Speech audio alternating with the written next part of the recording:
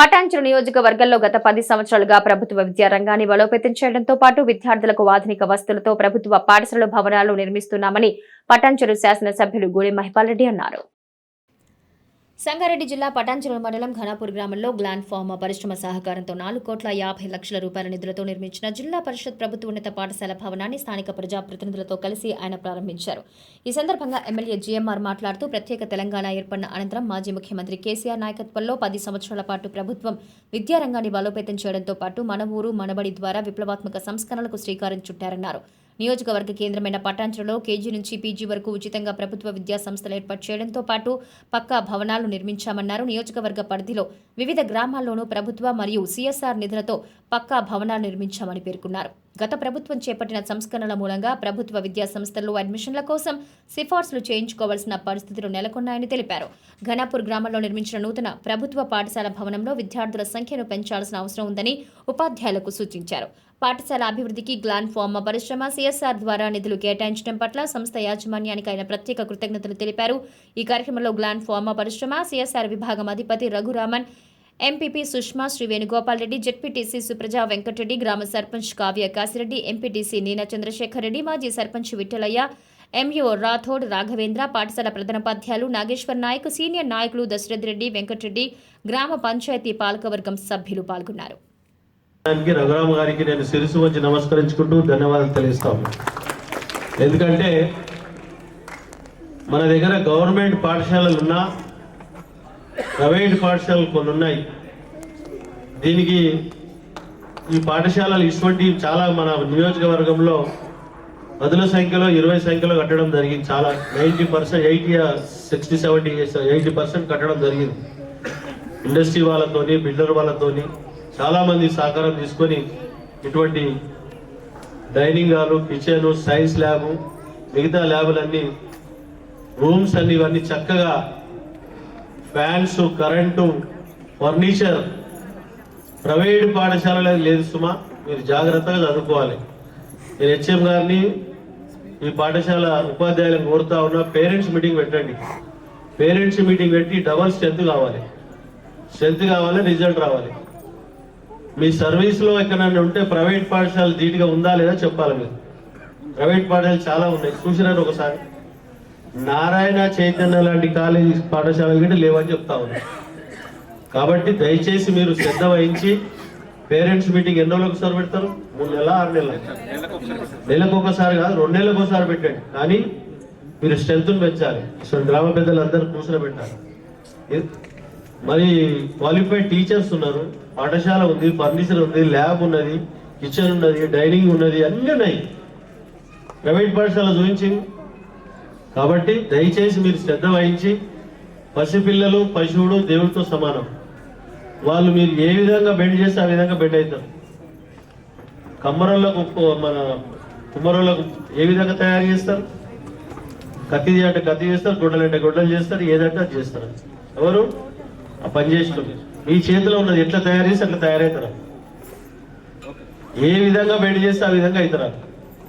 కాబట్టి ప్రభుత్వ పాఠశాల చదివే పిల్లలంతా బీదవారి పిల్లలే, కార్మికుల పిల్లలే, రైతుల పిల్లలే.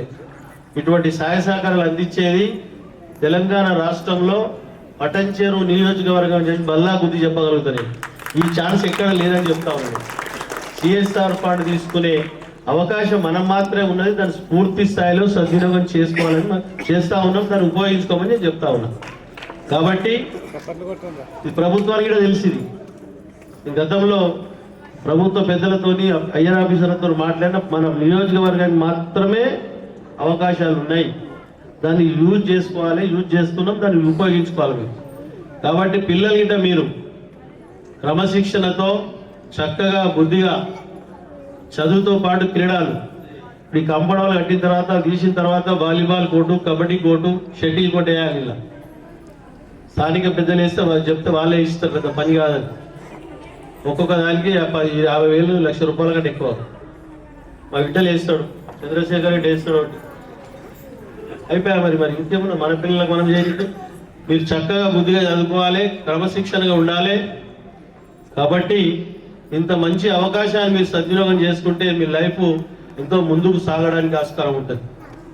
కాబట్టి మీరందరూ ఈ అవకాశాన్ని సద్వినియోగం చేసుకోండి. మీకు ఎక్కువ చెప్పవలసిన అవసరం లేదు.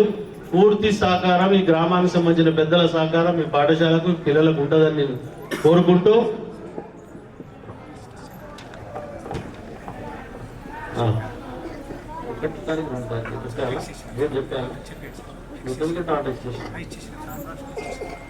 ఇంకొకటి మనం ప్రతి సంవత్సరము 10th క్లాస్ పిల్లలకు మోటివేషన్ టీచింగ్ చేసి మాస్టర్ల గిట్ట మాట్లాడడం జరిగింది. మెటీరియల్ స్టడీ ఎగ్జామ్స్ మెటీరియల్ గిట్ట ఆర్డర్ చేయడం జరిగింది. ప్రైవేట్ పాఠశాలలు చదువుతున్న పిల్లలు, ప్రభుత్వ పాఠశాల చదువుతున్న పిల్లలు 7,000 మంది మన నియోజకవర్గంలో. వారికి 1వ తారీఖు 2వ తారీఖు మోటివేషన్స్ ఉంటాయి. పొద్దుగాల 9 గంటల నుంచి సాయంత్రం 4 గంటల వరకు అక్కడనే భోజనం. రాఘవేంద్ర డాక్టర్ వీరేంద్ర అని మీకు గైడ్ చేస్తారు, మోటివేషన్ చేస్తాడు.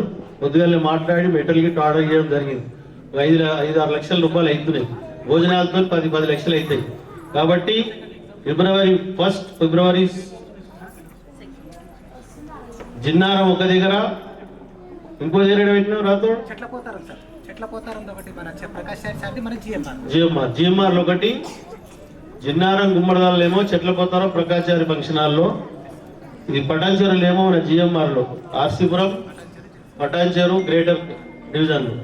కాబట్టి మీరు దాన్ని పూర్తి స్థాయిలో ఎస్ఎస్సి పిల్లలను తీసుకొచ్చి మీ ఎస్ఎస్సి టీచింగ్ చేసే టీచర్ వాళ్ళతో పాటు ఉండి ఆ మోటివేషన్లో పాల్గొనాలని తెలియజేస్తూ, మీరు పూర్తి స్థాయిలో జనవరి 12 నుంచి ఎగ్జామ్స్ 18 మార్చి 18 నుంచి మీకు ఎగ్జామ్స్ ఉంటాయి. మోటివేషన్ చేయడానికి కారణాలు ఏంటంటే మీకు ఎగ్జామ్స్ మెటీరియల్ ప్యాడు, పెన్నులు, పౌచులు, దాంతో తర్వాత మీరు ఎగ్జామ్కు రాయడానికి పోయేటప్పుడు చేతులను కూడా వంకర దిక్కర రాసుడు కాకుంటుంది. మోటివేషన్ చేయడానికి కారణం ధైర్యంగా క్వశ్చన్కు ఆన్సర్ చేయడానికి మోటివేషన్. మనస్ఫూర్తిగా మీరు చదువుకొని బ్రహ్మాండంగా ఎగ్జామ్ రాసి 100కు 100% మీరు పాస్ కావాలనే ఆలోచనతో మన నియోజకవర్గంలో ఉన్న ప్రైవేట్ పాఠశాల అండ్ గవర్నమెంట్ పాఠశాల 7,000 మంది పిల్లలకు ఈ మెటీరియల్ అందించడం జరుగుతుంది, మోటివేషన్ చేయడం జరుగుతూ ఉంది. కాబట్టి మీరు పూర్తి స్థాయిలో సద్వినియోగం చేసుకొని మీరు దాని ఉపాధ్యాయులు వెంటనే దాన్ని వాళ్ళ ఎంబడి ఉండి తీసుకొచ్చి వాళ్ళను ఆ కార్యక్రమాన్ని విజయవంతం చేయవలసిందిగా మనవి చేసుకుంటూ మీ అందరికీ